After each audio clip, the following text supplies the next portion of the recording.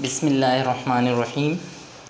Dear listener, आज का जो हमारा टॉपिक है वो एंडोक्राइन सिस्टम का मोस्ट इम्पोर्टेंट एस्पेक्ट और इम्पोर्टेंट ग्लैंड्स हैं जिसे हम कहते हैं थायराइड ग्लैंड।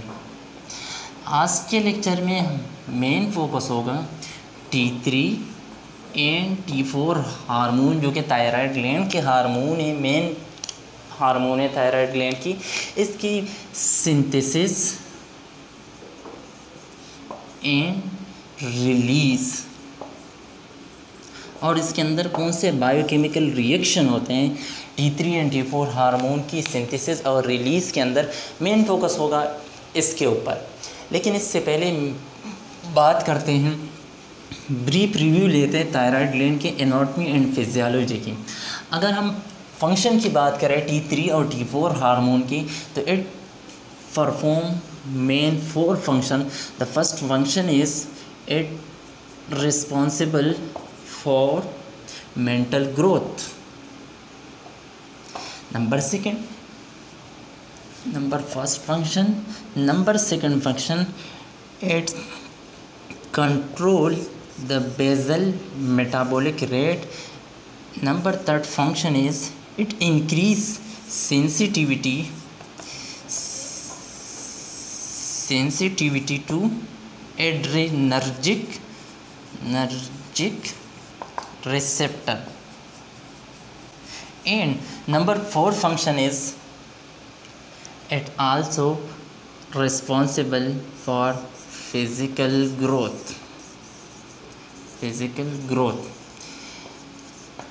इस लेक्चर के अंदर हम बात करेंगे कि किस तरह T3 and T4 hormone mental growth, physical growth, BMR और इंक्रीज़ कर रहा होता है सेंसिटिविटी टू एड्रेनर्जिक रिसेप्टर। लेकिन सबसे पहले बात करते हैं anatomy and physiology of thyroid gland, but very briefly.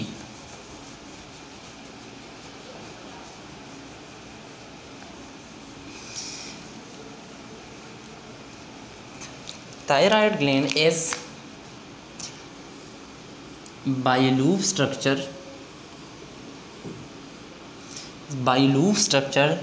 It has 2 upper lobe and 2 lower lobe, and in the middle it is connected by a muscular tissue called isthmus.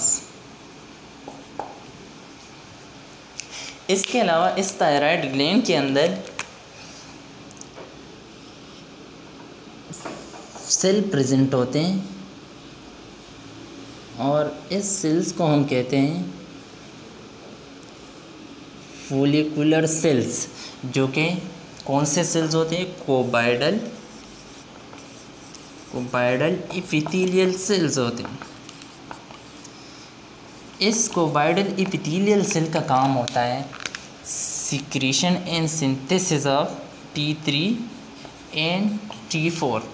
इसके अलावा इसके surround में सेल प्रेजेंट होते हैं जिसको हम कहते हैं पेरीफोलिकुलर सेल्स, क्योंकि वो इस फोलिकुलर के सराउंड में प्रेजेंट होते हैं। For example, these are another types of cell which is present around the follicular cells, and that is called perifollicular cells or C cells, which is responsible for secretion of a very important hormone called calcitonin, also called calcium lowering agent.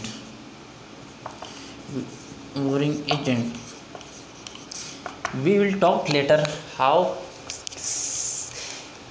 perifollicular cells or C cell produce calcitonin and how it may lead to calcium lowering and how may it lead to decrease the level of calcium.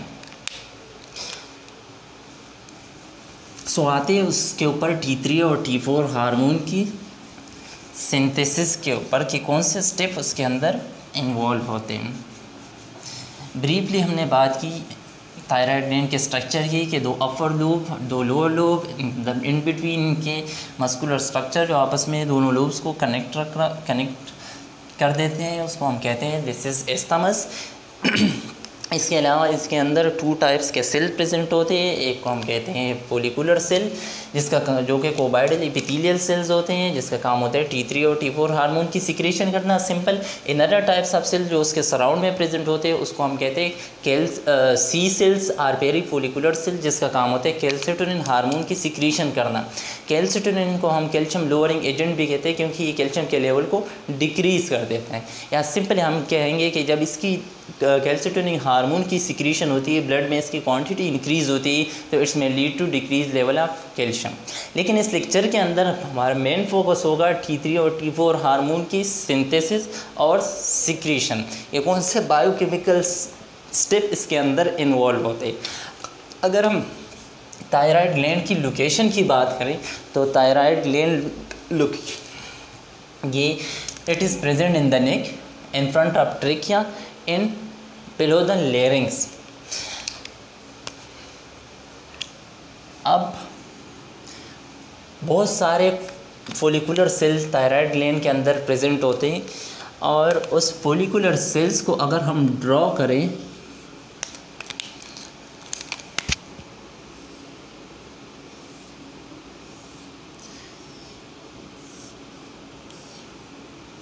these are cluster of cells present in thyroid gland, which is made of cuboidal epithelial, and it is responsible for the secretion of T3 and T4 hormone.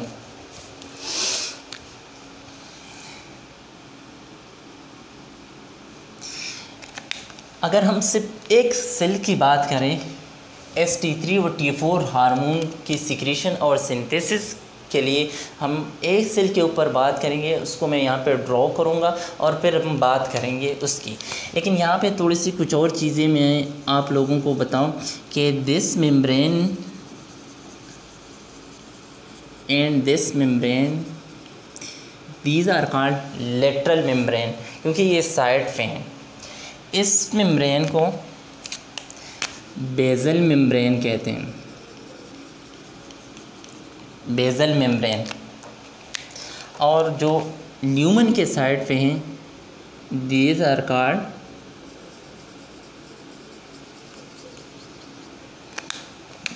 Called लुमिनल membrane.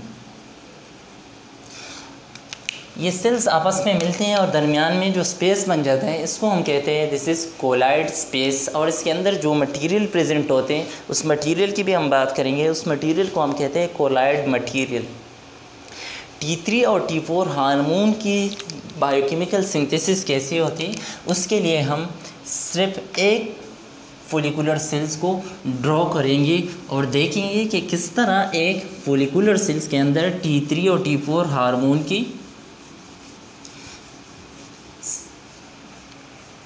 Synthesis होती है, और इसके अलावा वो hormone कहाँ store होते हैं, और आखिर में उसकी रिलीज़ कैसे होते हैं ब्लड के अंदर। तो सबसे पहले ड्रॉ करते हैं follicular cells. For example these are follicular cells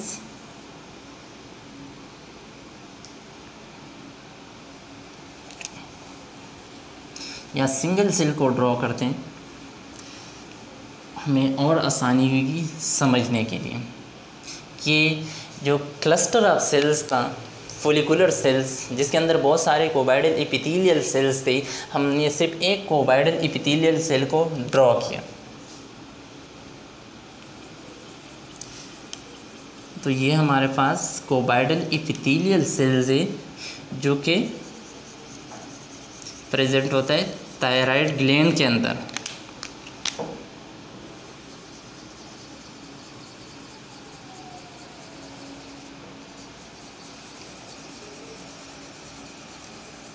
सही।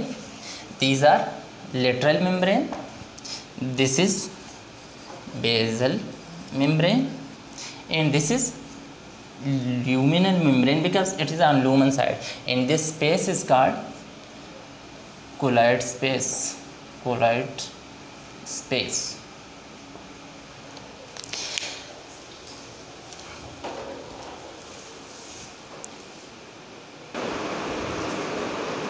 अगर हम एक सेल हमने ड्रॉ किया जो कि कोबाइडल एपिथेलियल सेल्स हैं,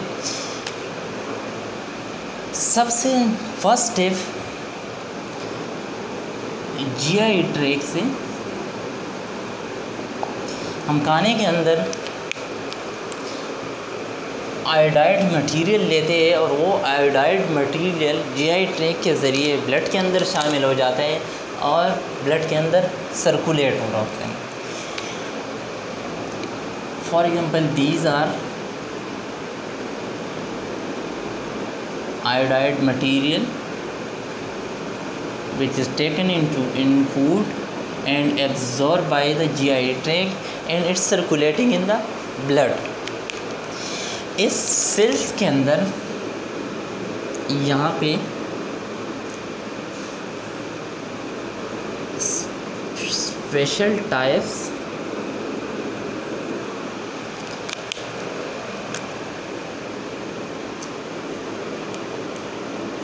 पंप प्रेजेंट होते हैं।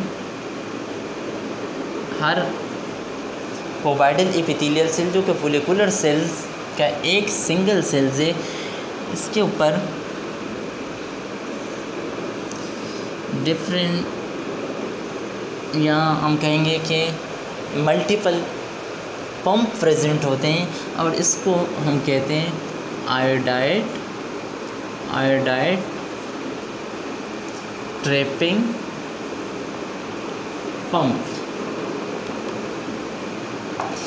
इस सेल्स के नियर बाई कैपिलरीज प्रेजेंट होते हैं और उस कैपिलरीज के अंदर ये iodide material through this iodide trapping pump के ज़रिए इस सेल्स के अंदर आ जाते हैं। यानी सिंपली हम कहेंगे कि दीज आर आयोडाइड मटेरियल और ये इस पंप के ज़रिए दाखिल हो जाते हैं और सेल के अंदर आ जाते हैं।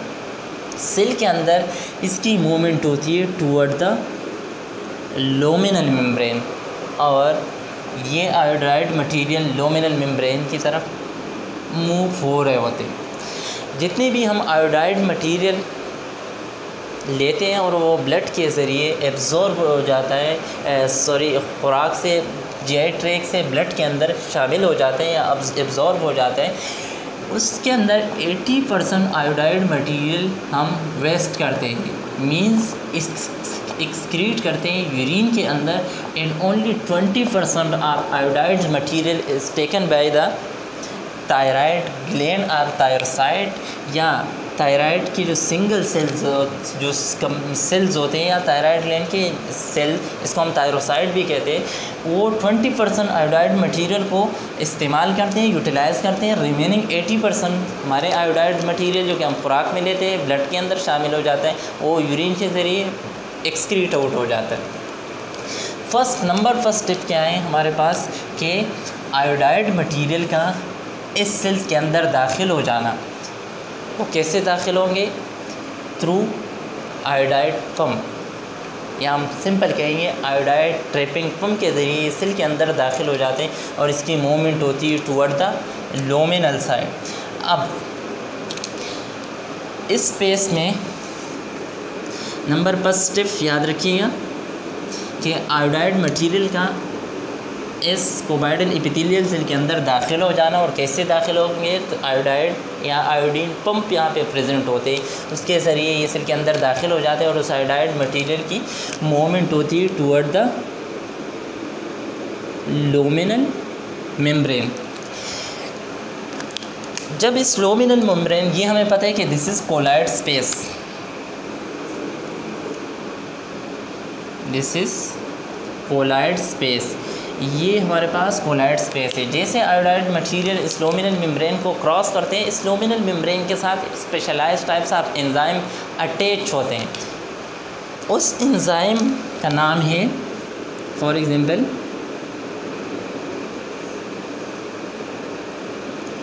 these are a specialized enzyme which is present and within the या हम कहेंगे कि जो कि प्रेजेंट होते हैं इस लुमिनल मेम्ब्रेन के साथ, इसको हम कहते हैं फर ऑक्सीडेज एंजाइम। इस फर ऑक्सीडेज एंजाइम का एक फंक्शन होता है इस आयोडाइड मटेरियल को ऑक्सीडेट करवाना, और इस आयोडाइड मटेरियल को कन्वर्ट कर देता है। फॉर एग्ज़ाम्पल अगर हमारे पास आयोडाइड मटेरियल ये है, ये जो आई है इसके ऊपर ये मैंने निशान लगाया, इसको हम कहेंगे दिस इज़ आयोडाइड मटेरियल। जैसे ये लुमिनल मेम्ब्रेन को क्रॉस करते हैं तो यहाँ पे परऑक्सीडेज एंजाइम प्रेजेंट होते हैं। इस परऑक्सीडेज एंजाइम का एक फंक्शन या एक रोल ये है कि ये ऑक्सीडेशन करवा रहा होता है। सिंपली हम कहेंगे कि it remove the iodine from iodide material. तो अब हमारे पास जो आयोडीन होगा वो इस फॉर्म में होगा। मैं ब्लैक से ड्रॉ करता हूँ तो आप लोगों को और आसानी होगी। This is iodide material, this is iodide material, sorry iodide material जैसे इन लुमिनल मेम्ब्रेन को क्रॉस करेंगे यहाँ पे परऑक्सीडेज एंजाइम प्रेजेंट होते हैं, और इस परऑक्सीडेज एंजाइम का काम होता है आयोडाइड मटेरियल की ऑक्सीडेशन करवाना। सिंपली हम कहेंगे कि अब ये वाला जो मालिक्यूल्स है ये आयोडाइड मालिक्यूल्स नहीं है, this is pure iodine molecule. इसी दौरान ये सेल है हमें पता है, और रिमेंबर सेल के अंदर न्यूक्लियस होगा और न्यूक्लियस के अंदर जीन्स होते हैं। इसके अंदर एक genes specialized types of genes activate होता है। For example these are specialised types of gene. ये जीन्स एक्टिवेट होते हैं और ये क्या बनाते हैं, मैसेंजर आरएनए। फिर हमें पता है कि मल्टीपल स्टेप होते हैं प्रोटीन सिंथेसिस की, कि जीन्स एक्टिवेट हो जाते हैं, मैसेंजर आरएनए बन जाते हैं, messenger RNA translated by the ribosome, और उसके बाद जो प्रोटीन्स बन जाते हैं वो मॉडिफिकेशन के लिए एंडोप्लाज्मिक रेटिकुलम के पास पहुंच जाते हैं। एंडोप्लाज्मिक रेटिकुलम के पास वेसिकल में पैक हो जाते हैं और उसके बाद गोल्गी ऑपरेटस के पास, और वहाँ पे लास्ट मॉडिफिकेशन होती है। उसके बाद उसकी रिलीजिंग प्रोसेस स्टार्ट हो जाते हैं। हम बात करेंगे कि एक प्रोसेस तो ये चल रहा होता है कि आयोडाइड मटेरियल जैसे लुमिनल मेम्ब्रेन को क्रॉस करेंगे परऑक्सीडेज एंजाइम उसमें से आयोडीन को अलग कर देंगे। इसी दौरान इस कोबाइडल एपिथेलियल सेल के अंदर, या हम कहेंगे कि इस थायरोसाइड या थायराइड ग्लैंड की जो सेल्स है इसके न्यूक्लियस के अंदर जीन्स एक्टिवेट होते हैं, वो मैसेंजर आरएनए बनाते हैं। मैसेंजर आरएनए को राइबोसोम ट्रांसलेट करते हैं। सही, जब ट्रांसलेट कर देते हैं तो उसके पास मैसेज होता है कि प्रोटीन बना दो, लेकिन कौन से protein, thyro globulin.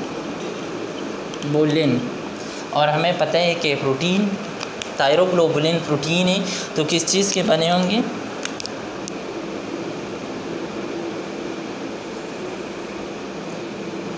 These are amino acid.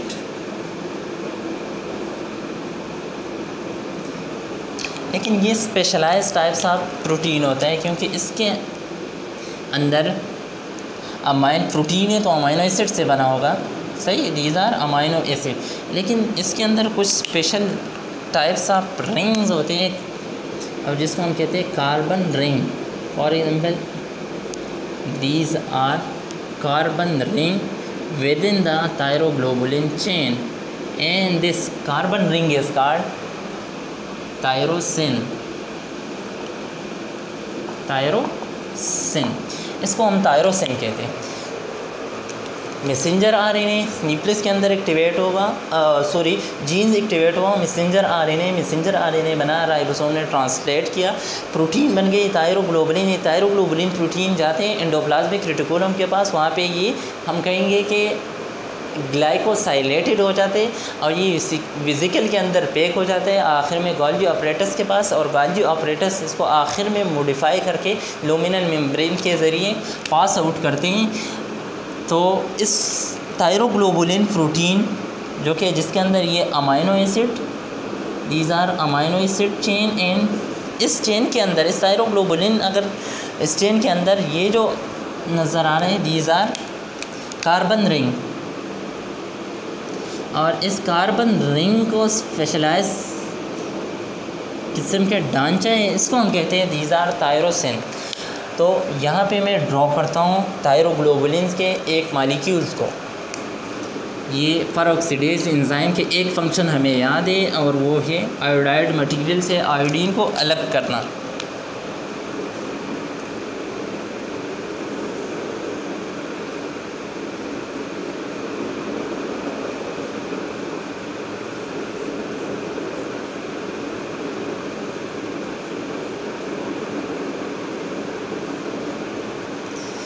तो ये हमारे पास है thyroglobulin,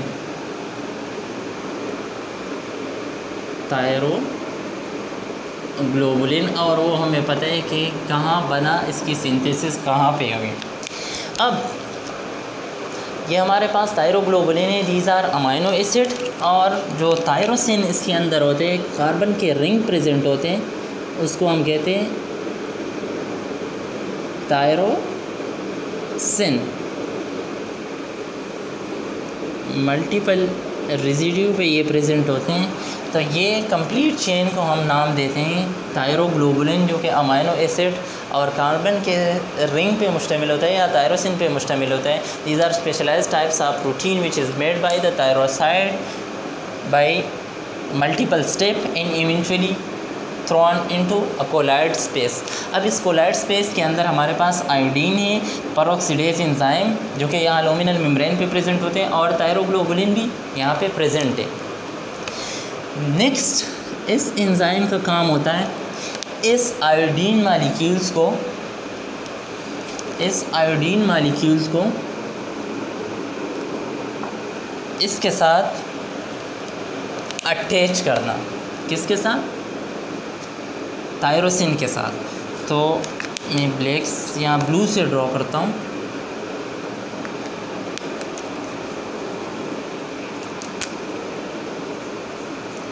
these are iodine molecules. अब परऑक्सीडेज का फर्स्ट फंक्शन था आयोडाइड मटेरियल में से आयोडीन को अलग करना। फॉर एग्जांपल ये हमारे पास था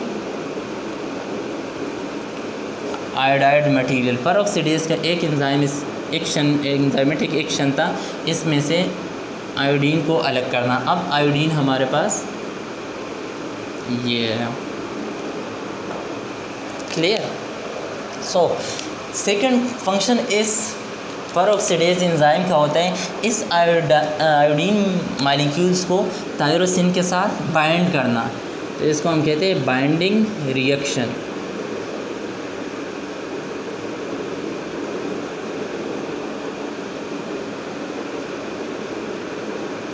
किसी के साथ ये परऑक्सीडेज एंजाइम एक थायरोसिन के साथ दो आयोडीन मालिक्यूल्स को मिला देते, किसी के साथ एक। फॉर एग्जांपल इसके साथ दो आयोडीन मालिक्यूल्स को मिलाया और इसके साथ भी दो मालिक्यूल्स को मिलाया इसके साथ। तो इसको हम कहते हैं दिस इज़ अटैचमेंट।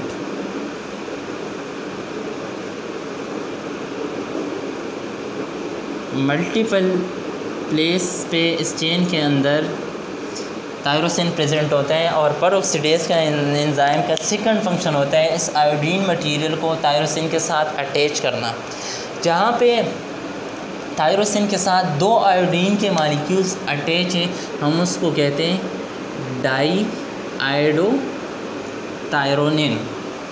जहाँ पे एक मॉलिक्यूल्स को अटैच किया परऑक्सीडेज एंजाइम ने, जहाँ पे थायरोसिन के साथ एक आयोडीन के मॉलिक्यूल्स अटैच हैं, उसको हम कहते हैं mono iodo thyronine. Another example इसको देखें, इसके साथ दो अटैच है तो हम कहेंगे डाई आयोडो थायरोनिन। इसके साथ भी दो हैं तो इसको हम कहेंगे डाई आयोडो थायरोनिन। अगेन इसके साथ दो मॉलिक्यूल्स है तो this is diiodothyronine. And इसके साथ सिंगल मॉलिक्यूल्स है तो इसको हम कहेंगे मोनो आयोडो थायरोनिन। हम फोकस करेंगे इस दो मालिक्यूल्स के ऊपर।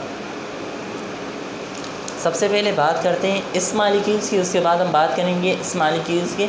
इससे मल्टीपल टायरोसिन के साथ मल्टीपल प्लेस पे आयोडीन मालिक्यूल्स अटैच हो जाते हैं। तो एक फंक्शन इसका ये था आयोडाइड मटेरियल में से आयोडीन को अलग करना, और जो सेकंड फंक्शन है फर ऑक्सीडेज एंजाइम का, वो है आयोडीन को टायरोसिन के साथ अटैच करना। अब जिसके साथ दो मालिक्यूल्स अटैच है आयोडीन के, उसका नाम है डाई आयोडोथायरोनिन। जिसके साथ सिंगल मालिक्यूल्स अटैच है उसका नाम है, उसको हम कहते हैं मोनो आयोडोथायरोनिन। जैसे इसके साथ दो मालिक्यूल्स अटैच है आयोडीन की, तो हमने इस टायरोसिन और इस आयोडीन इस कम्प्लेक्स मालिक्यूल्स को हमने नाम दिया डाई आयोडोथायरोनिन। इसके साथ भी दो मालिक्यूल्स है तो उसको भी हमने नाम दिया डाई आयोडोथायरोनिन। अब next function, number first function ये, नंबर सेकंड फंक्शन इसका ये second function, and number third function इस पेरोक्सिडेज एंजाइम का नंबर थर्ड फंक्शन होता है इन दोनों को आपस में बाइंड करना, और इसको हम कहते हैं cufflink reaction. This is called cufflink reaction. अब इस पेरोक्सिडेज एंजाइम ने क्या किया, इन दो टायरोसिन के मॉलिक्यूल को आपस में मिलाया, इन दो को आपस में मिलाया, इन दो को आपस में मिलाया, इन दो को आपस में मिलाया, दोनों के जोड़े बन गए। तो इस वाली रिएक्शन को हम कहते हैं this is called coupling reaction. अब कपलिंग रिएक्शन के बाद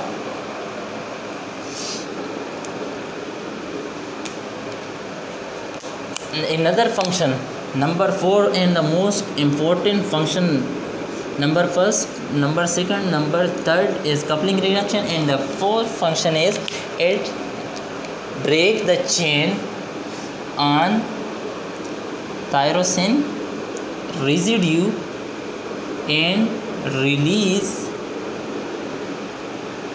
and it release the complex structure।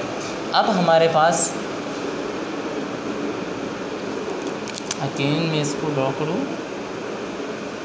Another function इसका होता है इस चेन को ब्रेक करना, इसको काट देना, और इसको हम कहते हैं this is cleavage of thyroglobulin chain. ये किसका काम है, ये पेरोक्सिडेज एंजाइम का काम है। अब सिंपली आसानी के लिए हम यहाँ पे देखेंगे कि इन कपल के पास कितने आयोडीन के मॉलिक्यूल्स है, 3 हैं, तो इसको हम कहेंगे दिस इज़ T3 हार्मोन, और इसके पास कितने मॉलिक्यूल्स है आयोडीन के, 4, तो this is called T4 hormone. Again इसके पास 3 टायरोसिन के साथ कितने मॉलिक्यूल्स अटैच है आयोडीन के, तो इसको हम कहेंगे कि दिस इज़ T3 क्योंकि 3 अटैच है, एंड अगेन दिस इज़ 4 है तो हम कहेंगे कि दिस इज़ T4। इस कोलॉइड स्पेस के अंदर ये हार्मोन की सिंथेसिस जब होती है तो ये मूव होते हैं टुवर्ड द लुमिनल मेम्ब्रेन, इस लुमिनल मेम्ब्रेन की तरफ आ जाते हैं। यहाँ पे इस लुमिनल मेम्ब्रेन की तरफ आ जाते हैं, यहाँ समटाइम ये यहाँ पे स्टोर होता है, जैसे थायराइड ग्लैंड को या थायरोसाइड्स को पिट्यूटरी ग्लैंड से मैसेज आ जाता है। मैसेज कैसे आएगा, TSH हार्मोन की सिक्रीशन होगी, यानी थायराइड स्टिमुलेटिंग हार्मोन की सिक्रीशन होगी। ये T3 एंड T4 हार्मोन उस टाइम ये सेल ब्लड के अंदर डाल देता है। तो आज के लेक्चर में हमने कवर किया थायराइड ग्लैंड में। फास्टली एक बार रिपीट कर देता हूँ कि थायराइड ग्लैंड की अगर हम एनाटॉमी की बात करें तो thyroid gland located in the neck below the larynx and in front of trachea. अगर हम इसके मेन फंक्शन की बात करें थायराइड ग्लैंड के, तो थायराइड ग्लैंड के जो मेन फंक्शन है उसमें BMR को कंट्रोल करना है, मेंटल ग्रोथ को कंट्रोल करना है, इसके अलावा सेंसिटिविटी इंक्रीज़ करना है एड्रेनर्जिक रिसेप्टर की, और फिज़िकल ग्रोथ। इसके अलावा मोस्ट इम्पोर्टेंट थिंग कि हमारे बॉडी के हर एक सेल के ऊपर थायराइड हार्मोन यानी T3 और T4 हार्मोन का एक्शन होता है। फिर हमने बात की T3 और ब्रीफ और स्ट्रक्चर आप थायराइड लें कि बाइलूप स्ट्रक्चर होता है, 2 अपर लूब होते हैं, 2 लोअर लूब होते हैं और इंटरमीडिएट आपस में कनेक्ट होते हैं by the help of connective tissue isthmus. इसके अलावा थायराइड ग्लैंड के अंदर हमने बात की कि डिफरेंट 3 टाइप्स के सेल्स होते हैं। एक हम कहते हैं फोलिकुलर सेल्स जो कि T3 और T4 हार्मोन की सिंथेसिस, प्रोडक्शन और सिक्रीशन उसका काम होता है, जिसको हम फंक्शनल सेल्स भी कहते हैं। उसके सराउंड में दूसरे सेल प्रेजेंट होते हैं जिसका काम होता है कैल्सिटोनिन हार्मोन की सिक्रीशन करना, जो कि कैल्शियम लोअरिंग एजेंट भी है, और उस सेल्स को हम नाम देते हैं सी सेल या पेरीफोलिकुलर सेल। इसके अलावा कुछ स्ट्रोमल सेल जो कि सपोर्टिंग सेल्स होते हैं, कैपिलरीज, ब्लड सप्लाई, वो सेल भी वहाँ पे प्रेजेंट होते हैं। फिर हमने एक फोलिकुलर को इनलार्ज किया कि एक फोलिकुलर सेल की स्ट्रक्चर ऐसे प्रेजेंट होती है। For example these are follicular cells around, और इसके ये वाला स्पेस इसको हमने कहा है दिस इज़ कोलाइड स्पेस, और इसके अंदर जो भी मटेरियल प्रेजेंट होंगे, चाहे वो हार्मोन होंगे, चाहे वो प्रोटीन की चेन होंगे या एंजाइम होंगे, हम उसको कहते हैं दिस इज़ कोलाइड मटेरियल, क्योंकि वो कोलाइड स्पेस के अंदर प्रेजेंट होते हैं। उसके बाद हमने एक सेल को इनलार्ज किया और देखा कि किस तरह के आयोडाइड मटेरियल सेल के अंदर दाखिल हो जाते हैं। तो कैसे दाखिल हो जाते हैं कि जब हम खुराक लेते हैं उसके अंदर आयोडाइड मटेरियल प्रेजेंट होते हैं, वो ब्लड के ज़रिए पहुंच जाता है थायरोसाइड्स के पास। सही 80% तो यूरिन में एक्सक्रीट आउट या हम कहेंगे कि वेस्ट हो जाता है, और 20% इज़ टेकन बाय द थायरोसाइड। और यहाँ पे कैसे सेल के अंदर दाखिल हो जाते हैं, आयोडाइड ट्रैपिंग पंप होते हैं और उसके बाद लुमिनल मेम्ब्रेन की तरफ मूव हो जाते हैं। यहाँ पे पेरोक्सिडेज एंजाइम प्रेजेंट होते हैं। इसका फर्स्ट फंक्शन होता है आयोडाइड मटेरियल में से आयोडीन को अलग करना। अब इसी दौरान यहाँ पे सेल्स है तो डेफिनेटली सेल्स के अंदर न्यूक्लियस होगा, जीन्स होंगे, एक स्पेशलाइज जीन्स एक्टिवेट हो जाते हैं और मैसेंजर आरएनए बन जाते हैं। मैसेंजर आरएनए उसके बाद हमें पता है कि प्रोटीन सिंथेसिस के ये कुछ स्टेप होते हैं, जैसे जीन्स की एक्टिवेशन, उसके बाद messenger RNA, then translated by the ribosome, उसके बाद प्रोटीन की सिंथेसिस हो जाती है और वो एंडोप्लाज्मिक रेटिकुलम के पास चले जाते हैं, वहाँ पर ग्लाइकोसाइलेटेड हो जाते हैं वो प्रोटीन। सही, क्योंकि वो जो थायराइड ग्लैंड के अंदर जो प्रोटीन की सिंथेसिस होती है उसको हम कहते हैं थायरोग्लोबुलिन।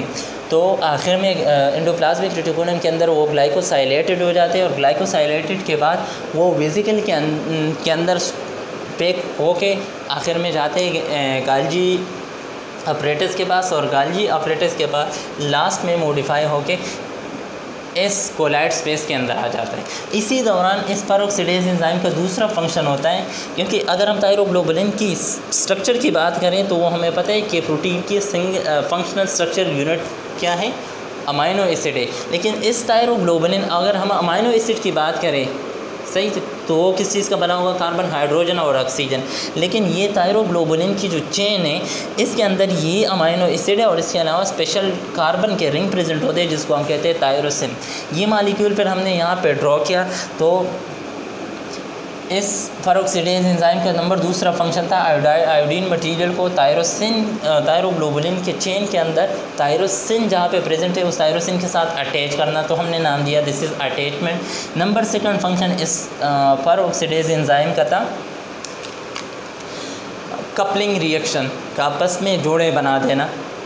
किसी के साथ 2 मालिक्यूल्स मिले हुए तो हमने उसको नाम दिया डाई आयोडोथायरोडिन, जिस थायरोसिन के साथ एक आयोडीन के मालिक्यूल पेरोक्सिडेज एंजाइम ने जोड़ा है या मिलाया है हमने उसको नाम दिया मोनो आयोडोथायरोडिन। आखिर में ये दोनों को मिलाते तो जितने मालिक्यूल्स आयोडीन के होंगे वो हम उसको उतने ही नाम देंगे। जैसे इसके साथ 3 मालिक्यूल्स है आयोडीन के 1 2 3 तो हमने इसको नाम दिया दिस इज़ T3 हार्मोन। इसके साथ इस 2 थायरोसिन जो आपस में कपल्स है, इसके पास भी 2 इसके पास 2 इसके पास, तो हमने इसको नाम दिया दिस इज़ T4 हार्मोन।